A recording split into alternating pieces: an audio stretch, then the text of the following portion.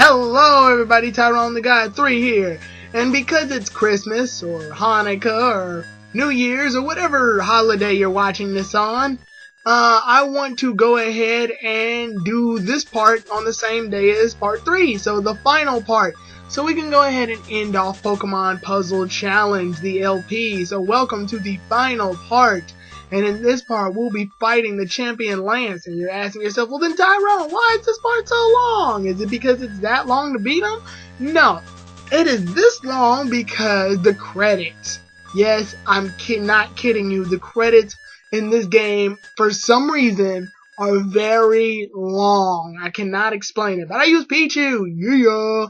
Because Pichu is awesome. Pichu is my mascot. Pichu and Dedenne are both mascots for me, and I love Pichu, and I love this theme that comes on when you fight Lance. It's basically the theme that happens when you fight Lance anyway in Pokemon Gold, Silver, and Crystal, but it's like remixed very well. And I even like the theme when you're in danger too. Like sometimes I purposely just get myself in danger so I can listen to this theme, even to that theme too.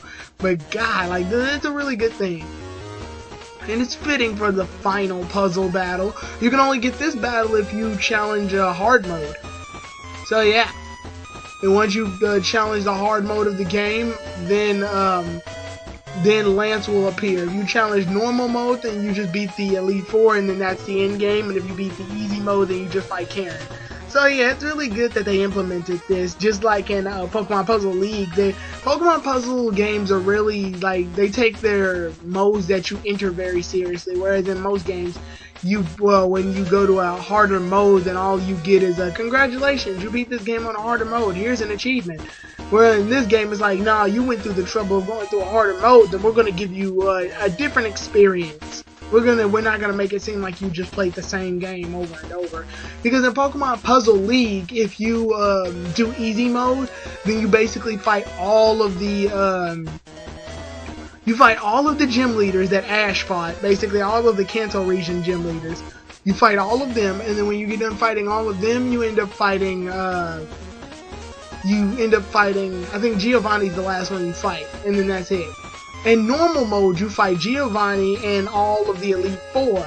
In hard mode, you fight Giovanni, not really the Elite Four. I guess you can call them, like, I don't know, what do you call them? They're not really the Elite Four. They're just like 4 trainers that Ash knows that made it really far, with the exception of Bruno and Lorelei. They are Elite Four members. But you end up fighting Richie and Tracy as well, and I know they're not Elite Four members. But yeah, you end up fighting Tracy and Bruno and Richie. And Bruno's the last person you fight in that mode. And then when you challenge, I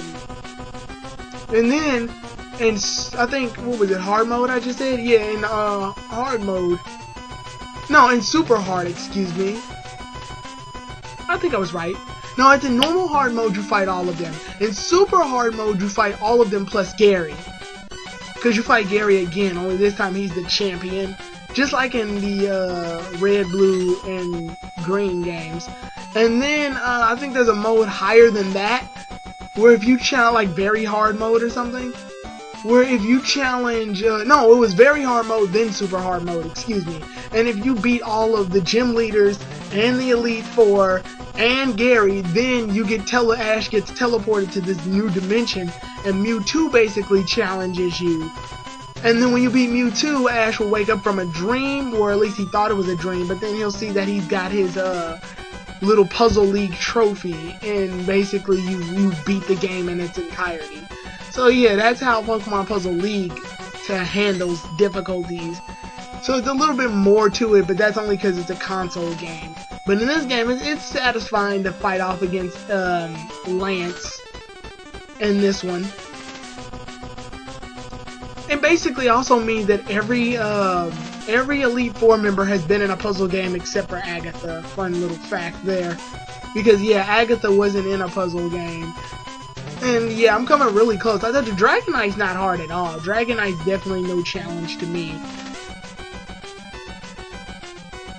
Yeah, Dragonite is not even hard. He's not even as hard as Karen, because Karen was the thing that was challenging. But yeah, there we go. I end up getting 2 chains, and I think that ultimately, oh, 4, then that ultimately ends up beating him right there. So, yep, there we go. The champion is beaten. It took 5 minutes to beat him. Well, not 5 whole minutes, but like minutes of introduction and whatnot. But with that said, it's over. But I feel strange. The pride of having fought a good battle is greater than the anger of losing.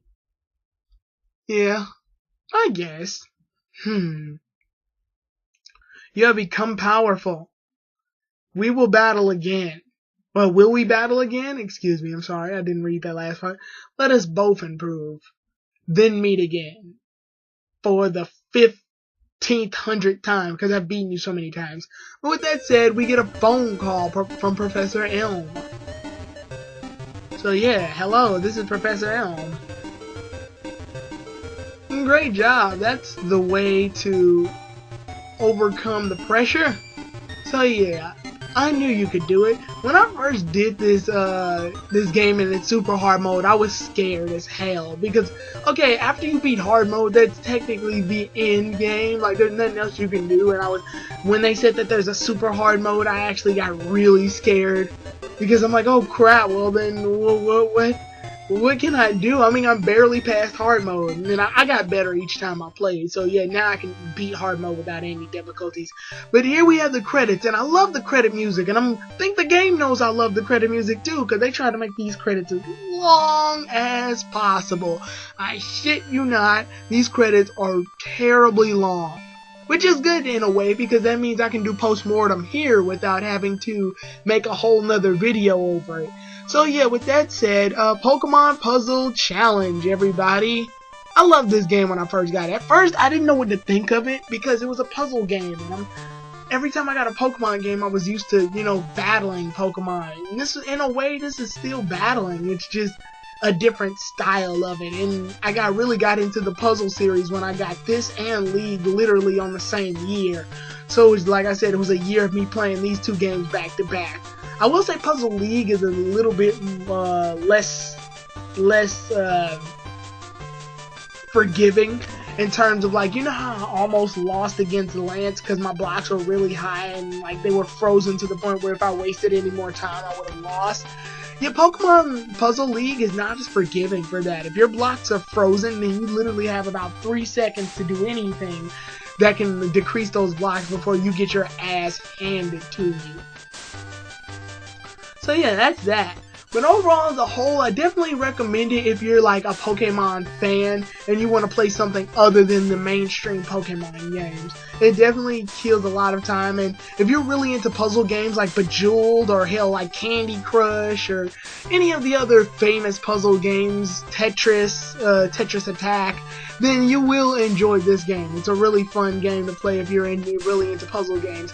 And I gotta say, if it weren't for this game, I wouldn't have gotten into the puzzle genre as much as I have, because I played lots of puzzle games after this, and I thoroughly enjoyed them, and I like to test how fast I can do them. So like this game, Puzzle League, Tetris, Candy Crush, Catherine. I know Catherine doesn't follow the same rules as this, but the concept of a puzzle game in which you have to do things before time runs out has definitely become a favorite of mine. It's definitely made the puzzle genre a lot more interesting to me. Like I said, Pokemon Troze was a thing in which I say this was like, it wasn't the sequel to this game, it was the Hoenn region's version of this game, but instead of like using blocks, you would move different little Pokemon. And then I think they made, like, they're making a sequel to it, or at least they talked about making a sequel to it. And I definitely would put that into consideration, but I like the original puzzle saga more. Just the blocks. I liked messing with the blocks more. The Pokemon themselves, I got nothing against it. It's just, I don't know. I'll definitely give it a shot. I mean, like, hell, I might even do an LP of it one day. More than likely it won't be now, but I will definitely give it a look-see. Supervision, Game Freak Incorporated, of course, and Ken Sugimori, the person who drew the Pokemon. Like I said, as for the extra modes, I definitely will show them off. yeah, I'll waste no time showing those off. It's just, I won't do them now. I'm going to do them while I'm playing the other game that I'm doing the Let's Play of, probably in the middle of it, or like second season, or, you know, as a break for when I get the first 4 badges, because usually when I get the first 4 badges of a Pokemon game, I take a break for season 2, and then I start back up with the rest of it. So, yeah. Oh my god, I just realized something. Look in the background. Do you see it? It's like, it looks like the little Lumos City thing that appears on your map in the Pokemon X and Y, but I know it's not that. It's probably National Park. I wouldn't put it past me if it was National Park, because National Park is shaped like a Pokeball too. I love National Park. But yeah, I love the Johto League's way of handling the puzzle games. And this is literally the last time we see like gym leaders get involved in spin-off games. After this, I don't think they, like, in more of the spin-off games, I don't think gym leaders make that much of an appearance anymore. So it was good while it lasted. And I like how this game basically incorporated, it was basically making you feel like you were playing a mainstream Pokemon game just with completely different rules and sped through really fast. Like, it didn't waste any time with you like, you can still catch Pokemon technically if you battle other people's trainers and get them for yourself. But, so yeah, you can get Pokemon in this game, you beat gym leaders, so it technically counts as you getting badges, and then you go to the Pokemon League and beat the champion. The same thing you do in the mainstream game, just put in puzzle format. And I like it like this. I definitely wish that there were a lot more games that could do something like this, and I definitely would buy this game if it were like, if they made a 3DS version of it, like a Pokemon X and Y version of this game. I would definitely invest some money into this. One of the things I like the most about this game just in general is the music too. The music is so good in this game. I'm really surprised how much they put in work to the remixes of a lot of the cities and towns that you go to, and it makes the cities and towns more interesting. Because nowadays in Pokemon games, I'm not that interested in like the sounds and the music that each of the cities have. The cities have interesting songs, but you know. And with that said, we see the credits. This game was made in 2001. So yeah, around the same time Gotham Gold, Silver, and Crystal came to America. So it makes about sense. And there is the cheat code, well, not cheat code, but the way to get Intense Mode, which, screw that, Intense Mode is really freaking hard. Really freaking hard. But with that said, I'm Tyrone the God 3, and I will see you all then. Tyrone the God 3, out everybody.